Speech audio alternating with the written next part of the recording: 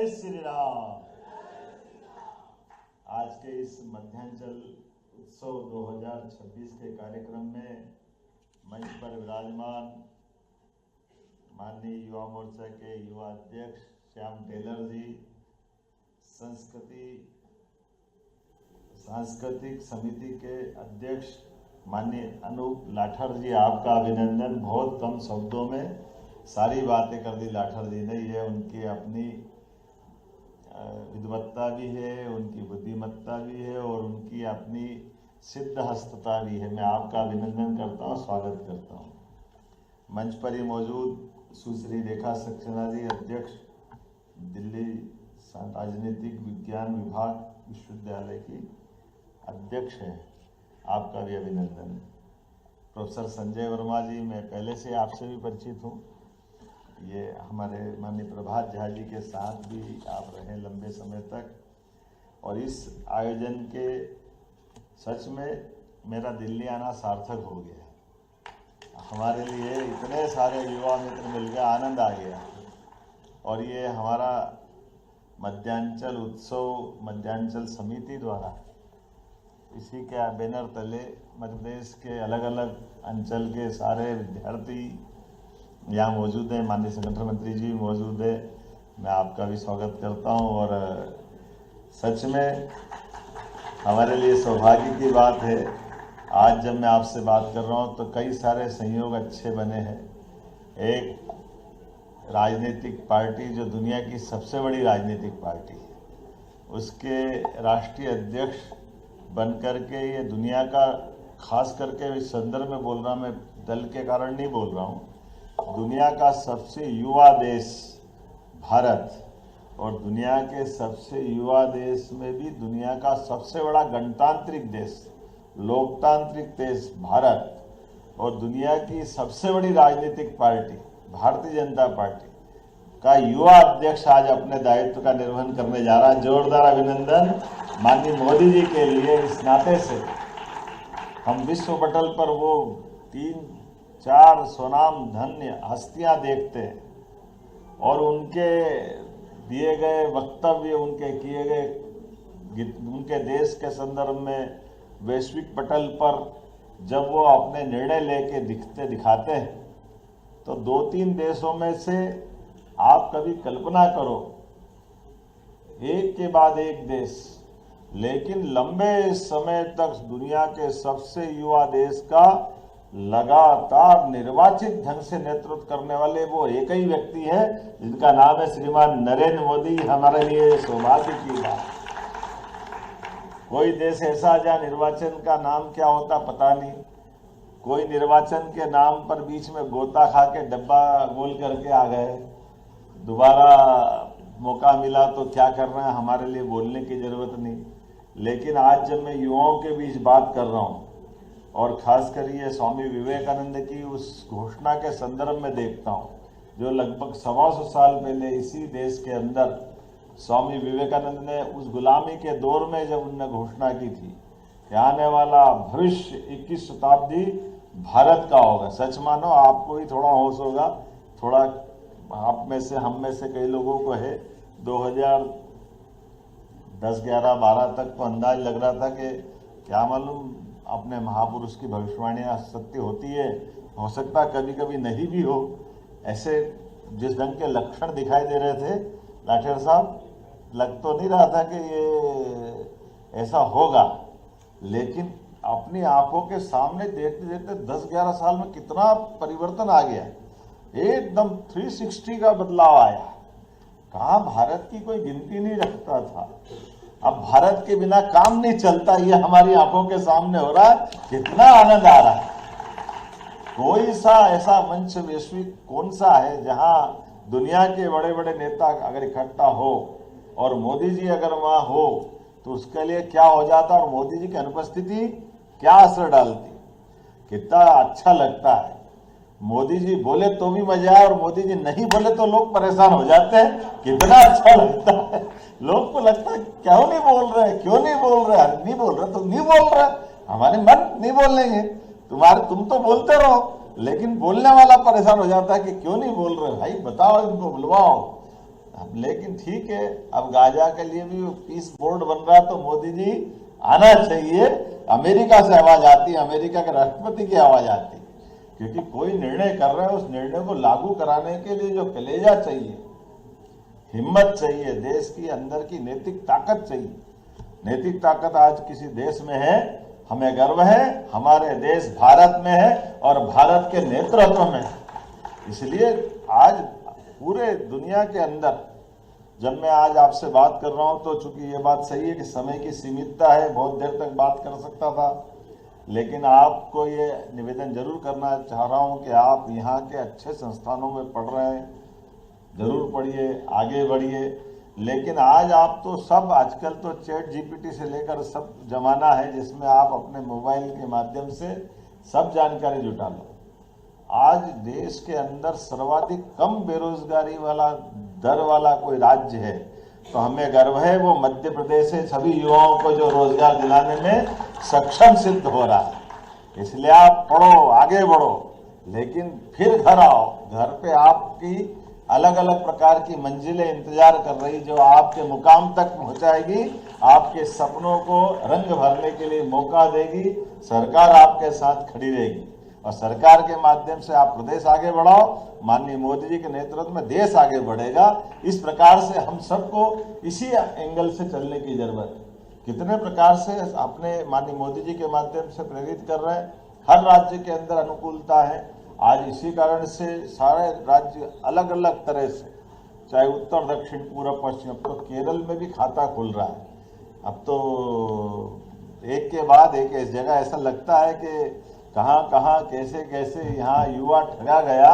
इसका उदाहरण सबसे बड़ा दिल्ली से बढ़ के कौन होगा। कहाँ झाड़ू लेके जाने वाले आदमी में मालूम पड़ा कि झाड़ू समेत जेल जाने को तैयार हो जाए, लेकिन पद नहीं छोड़े। काय का पद के लिए लात मारने वाले उदाहरण, ये कैसा दिल्ली दिखाती तमाशा, ये दिल्ली के अंदर ही हो सकता है। लेकिन आज जब मैं आपसे बात कर रहा हूँ तो मैं मध्य प्रदेश के संदर्भ में दो चार बात करके खत्म करूँगा। हमारे राज्य के अंदर हमने अपने राज्य में, जैसा कि कहा गया है, सभी प्रकार की अनुकूलताओं के लिए, खास करके युवाओं के लिए सर्वाधिक मौके सब क्षेत्रों में दे रहे हैं। युवाओं को आगे बढ़ने के लिए वो जो श्याम ने कहा सही है, हमारे युवा नौकरी की पाने वाले बने, उनका मन है तो जरूर बने, लेकिन नौकरी पाने के बजाय नौकरी देने वाले भी बने। सरकार वहां भी हमारे युवाओं के साथ खड़ी है कि हमारे युवा हर क्षेत्र में, जिस क्षेत्र में आगे बढ़ना चाहे वो सभी क्षेत्रों में बढ़े। इसलिए कृषि भी लाभ का धंधा बने, कृषि मजबूरी का काम न बने। सिंचाई का रकबा बढ़ा करके 5 साल में डबल करने का टारगेट हमने लिया है। मेडिकल कॉलेज 2 साल में, कहाँ 55 साल में 5 मेडिकल कॉलेज खुले, कहाँ 2 साल में हमने 7 मेडिकल कॉलेज खोल दिए और 3 साल में 20 मेडिकल कॉलेज खोलेंगे। ये हमारे अपने काम करने की गति है। राज्य का बजट भी 2 साल के अंदर हमारा लगभग तेज गति से बढ़ते हुए 5 साल के अंदर राज्य का बजट डबल करने वाले हैं।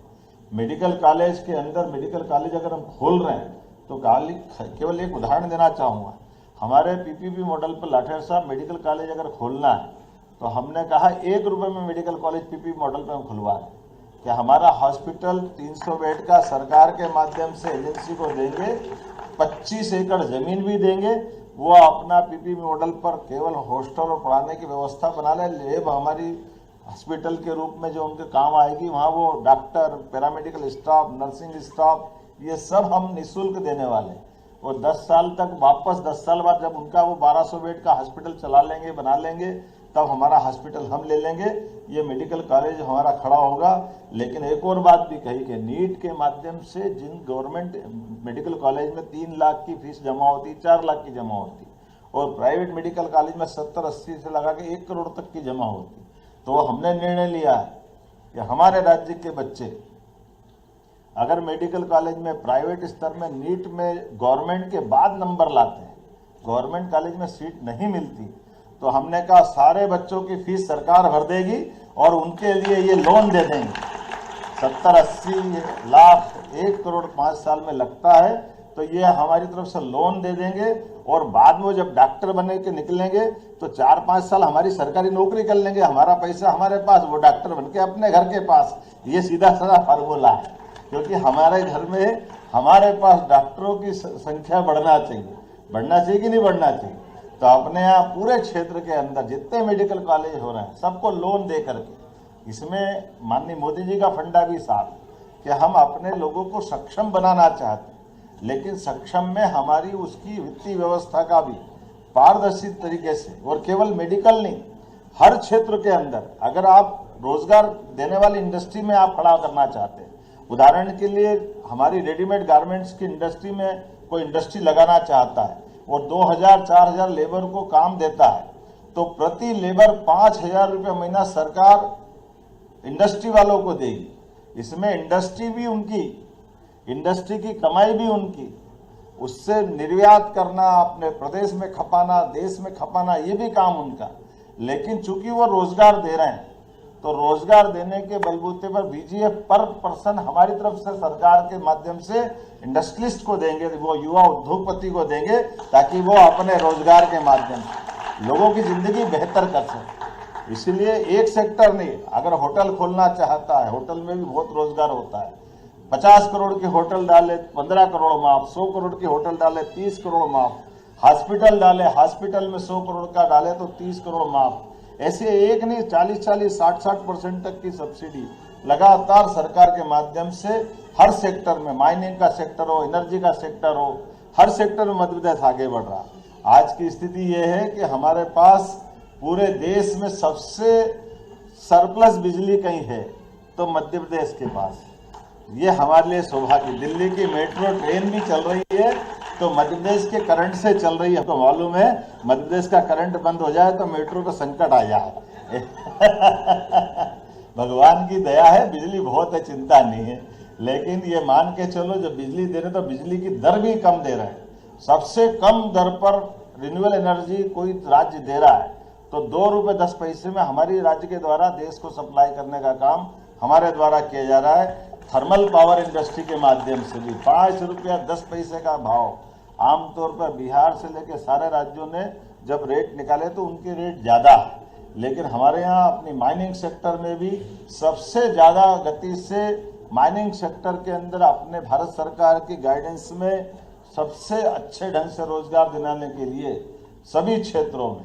और इसीलिए भाग्य की बात भी है, हमारे यहाँ कोयला भी है तो हीरा भी है, पन्ना भी है तो चीता भी है। आप दुनिया के अंदर चीता ढूंढते फिरो, लेकिन अपनी अनुकूलता के बलबूते पे चीता उछलता कूदता हुआ हमारे राज्य में अपनी आबादी के साथ परिवार भी बढ़ा रहा। और एक नहीं, अब 3-3 हमारे चीता अभयारण्य के रूप में स्थापित हो रहा है। पूरे देश में सबसे ज्यादा टाइगर भी कहीं पाए जाते हैं तो मध्य प्रदेश में पाए जाते हैं। मुझे इस बात का आनंद है। और अब तो कश्मीर में शिकारे लेने की जरूरत नहीं, शिकारे भोपाल के तालाब में भी चल रहे हैं। हमारे लिए वो आनंद भी देगा। कहाँ ठंड में जाओ तो जाओ, नहीं तो मत जाओ, भोपाल के तालाब में चला लो तो भी शिकारे चल जाते हैं। कितना अच्छा लगता शिकारे चलाने का आनंद। आप घूमते घामते शिकारे में चाय पीना हो, कोई सामान खरीदना हो, प्राकृतिक आजकल सब्जी भाजी भी वहीं मिल जाती है। और आप तो फिल्म इंडस्ट्री से भी आपका संबंध आता हो, आप फिल्म बनाओ 10 करोड़ की, 2 करोड़ हम उसमें भी माफ कर देते हैं। हमारे राज्य के अंदर कोई फिल्म बनाए फिल्म पॉलिसी के माध्यम से, टूरिज्म पॉलिसी के माध्यम से, भारतीय भाषा में भी करते हैं। आप बता, भाषा सब हमारी है। हम तो मध्य में बैठे, पूरब पश्चिम उत्तर दक्षिण, कोई कहीं से भी आएगा हमारे पास ही तो आएगा। ना घाम लगे ना ठंड, सबसे बड़ा बुंदेलखंड।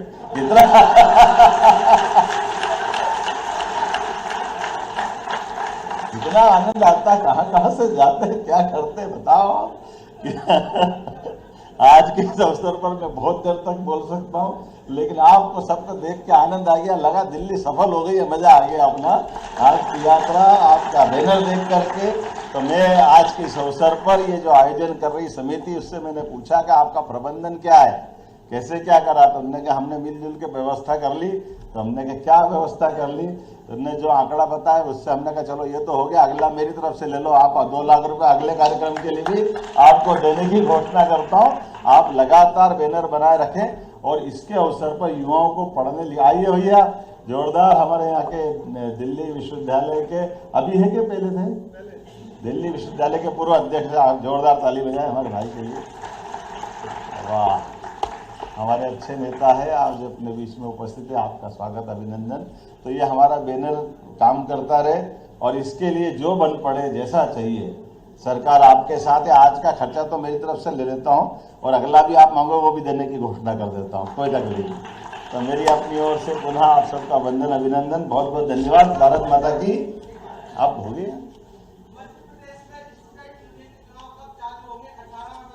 तुमको कब चाहिए तो बता देना, हो जाएंगे।